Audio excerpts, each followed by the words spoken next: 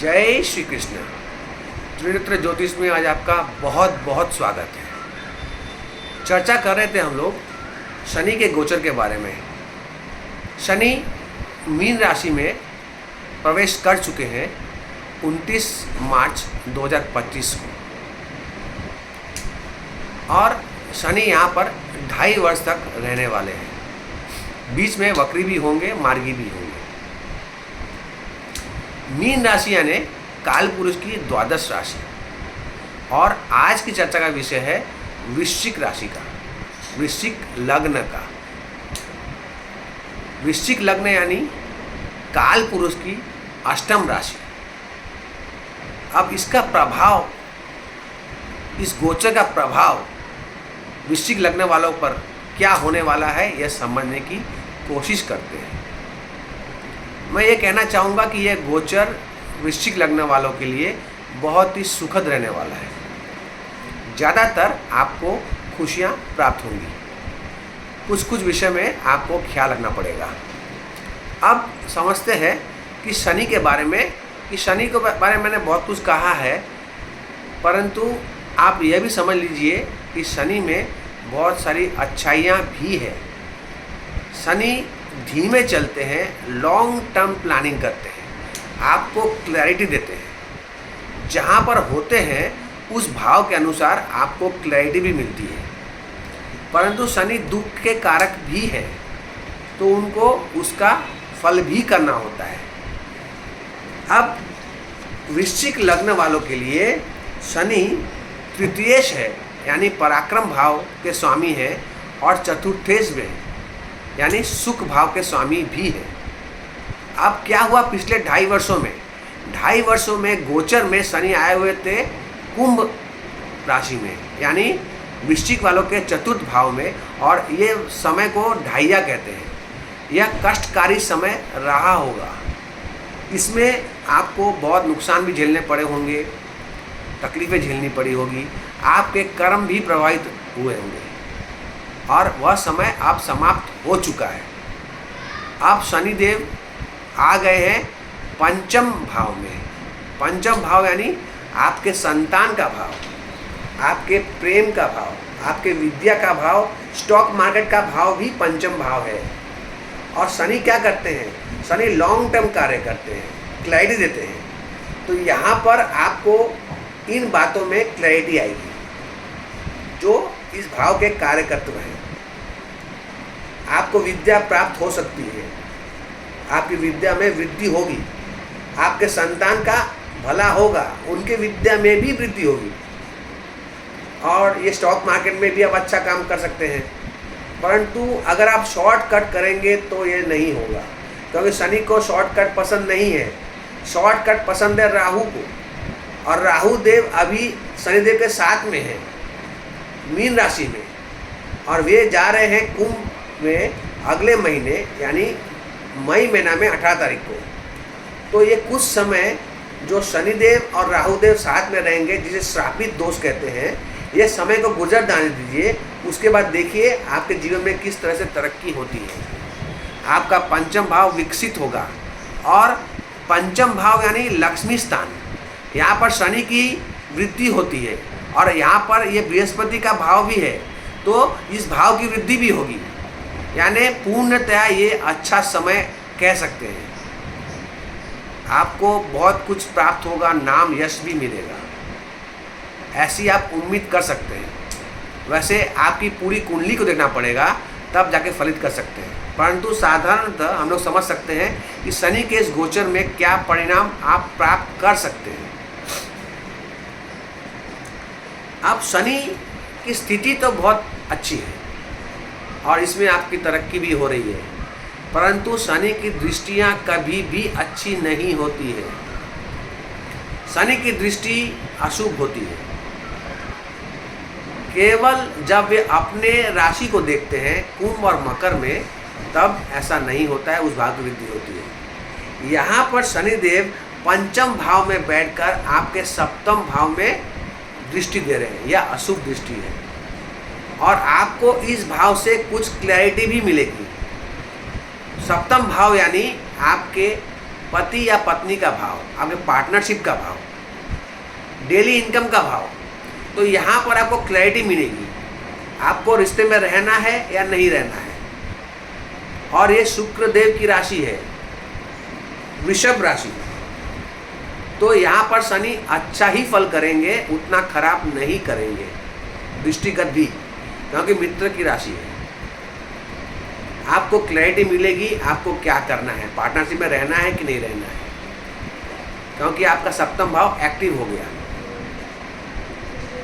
तो ये दृष्टि अशुभ तो है, परंतु मित्र के घर में तो उतनी खराब नहीं होगी। शनि की एक और दृष्टि जा रही है आपके एकादश भाव में। एकादश भाव में यानी कि बुध की राशि, कन्या राशि में, तो बुध भी शनिदेव के मित्र हैं। शनिदेव बुध को अपना मित्र मानते हैं, बुध भले ही ना माने। तो इस भाव, यह भाव शनि का कारक भाव भी है, क्योंकि काल पुरुष का स्वामित्व प्राप्त है शनिदेव को, दशम का, एकादश का। एकादश भाव आपके लाभ का है, इनकम का भाव है। तो यहाँ पर भी शनिदेव कुछ न कुछ भला करना चाहेंगे। हालांकि दृष्टि अच्छी नहीं है, परंतु उनका कारक भाव है और मित्र की राशि है, तो उतना खराब भी नहीं होगा। आप यहाँ पर भी इनकम में भी 75% तो उन्नति आप देख सकते हैं, 100% शायद ना हो, क्योंकि कुछ तो अशुभता रहेगी, कुछ नुकसान शनिदेव अवश्य करेंगे, परंतु ज़्यादातर आपके लिए ये अच्छा ही रहेगा। तो यहाँ से भी आपको सुखद परिणाम की प्राप्ति हो रही है। शनि की दशम दृष्टि जो है वह धनु राशि पर पड़ रही है, जो कि द्वितीय राशि है वृश्चिक लग्न वालों के लिए। यह परिवार का भाव है, यह भाव है आपके संपत्ति का भाव, रेगुलर इनकम का भाव भी, रेगुलर जो कैश है आपके पास, इनकम का भाव में दृष्टि तो है ही, रेगुलर जो आपका जो कैश है, जो आपके लिक्विड एसेट्स जो है उसका भाव है। यहाँ पर शनि की दृष्टि पड़ रही है, तो ये दृष्टि तो अशुभ ही है, परंतु यह भाव जो है बृहस्पति देव का भाव है, इसलिए क्या होगा, इस भाव की भी वृद्धि होगी, परिवार की वृद्धि होगी, परिवार का भला होगा, परिवार में आपका रिलेशन अच्छा होगा, रिश्ता अच्छा होगा, आपकी संपत्ति में वृद्धि होगी। क्यों? क्योंकि शनिदेव वृश्चिक लग्न वालों के लिए चतुर्थेश भी है। चतुर्थेश यानी आपके प्रॉपर्टी का भाव, आपके माता का भाव, आपके वाहन का भाव। तो क्या होगा, शनिदेव चौथे भाव से दूसरे भाव में यानी पंचम भाव में आ रहे हैं, तो वृद्धि कर रहे हैं, तो यहाँ पर भी वृद्धि हो रही है। और शनिदेव तृतीयेश भी है, पराक्रम भाव भी है, और तृतीय से तृतीय यानी पंचम भाव, तो पराक्रम की भी वृद्धि हो रही है, आपके छोटे भाई बहनों की भी वृद्धि हो रही है। तो ओवरऑल देखा जाए कि ढाइया के बाद का जो यह समय है, यह समय शनिदेव की तरफ से आपके लिए बहुत ही अच्छा समय है, आपकी तरक्की का, ग्रोथ का, आगे बढ़ने का समय है। आप आगे बढ़िए, और आप मंगल प्रधान राशि हैं, जुझारू हैं, स्ट्रगल करना जानते हैं, मेहनत करना जानते हैं, आप मेहनत करते रहिए, पीछे मत हटिए। आगे आप जितना कर्म करेंगे उतना फल मिलेगा, और उससे ज़्यादा भी मिलेगा। लॉन्ग टर्म का फ़ायदा होगा आपको, आपके संपत्ति में वृद्धि होगी, आपके विद्या, ज्ञान, संतान सब में वृद्धि होगी। आपके लिए पूर्णतः अच्छा समय है, परंतु आप, ये कोई मैजिक नहीं है, अचानक से कुछ नहीं होने वाला, शनै शनै शनै धीरे धीरे होने वाला है। परंतु ये जो मूवमेंट है जो आप देखना चाहते हैं, ये जून से प्रारंभ होगा। क्यों? क्योंकि अभी राहु देव बैठे हुए हैं और डिस्टर्ब कर रहे हैं शनिदेव को, जल्दबाजी करवा रहे हैं। तो जल्दबाजी में शनिदेव कार्य नहीं करते हैं, थोड़ा सब्र करें, थोड़ा रुकिए, मेहनत लगातार करते रहिए। आपकी तरक्की कोई रोक नहीं सकती है, आपकी तरक्की रुकेगी नहीं, कोई रोक नहीं सकता आपकी तरक्की को। मेहनत करिए, शनिदेव यही कहते हैं, कर्म करिए, फल की चिंता मत कीजिए, फल आपको अच्छा ही मिलेगा इस गोचर में। परंतु ये समझ लीजिए कि ये सामान्य गोचर फल है, और सिर्फ शनिदेव के बारे में ही चर्चा की मैंने, और राहु देव के बारे में थोड़ी चर्चा की, और बृहस्पति देव भी आने वाले हैं कुछ समय के बाद कर्क राशि में, तब भी आपको अच्छा होगा। लेकिन बृहस्पति देव की चर्चा हम लोग बाद में करेंगे, अभी केवल शनिदेव के बारे में कर रहे हैं। और आपको अगर अपनी कुंडली का मूल्यांकन करना है, समझना है, तो आप मुझसे कांटेक्ट कर सकते हैं। मेरा नंबर हर जगह पे है, फेसबुक पर है, व्हाट्सएप पे है, और यहाँ पर भी मैं दे दूँगा। आप मुझसे कांटेक्ट कर सकते हैं, अपनी कुंडली बना सकते हैं और जान सकते हैं। देखिए, ज्योतिष एक ज्ञान है, ज्ञान चक्षु है वेदों का। आपको सही दिशा में हम लोग ले जा सकते हैं, और टोने टोटके से आप दूर रहिए। जादू की छड़ी नहीं है किसी ज्योतिष के पास। ज्योतिष आपका भाग्य परिवर्तन नहीं कर सकता है, परंतु आपको सही रास्ता अवश्य दिखा सकता है, जिस रास्ते में चलकर आप तरक्की कर सकते हैं। मेहनत आपको करनी ही है, आपको कर्म करना ही है। आपके भाग्य में जो है वो आपको प्राप्त होगा।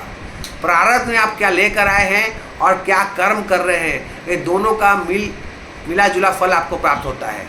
तो सही कर्म करें, अच्छे कर्म करें, आपको अवश्य ही इसका अच्छा फल मिलेगा। आज का ये टॉपिक मैं यही समाप्त कर रहा हूँ।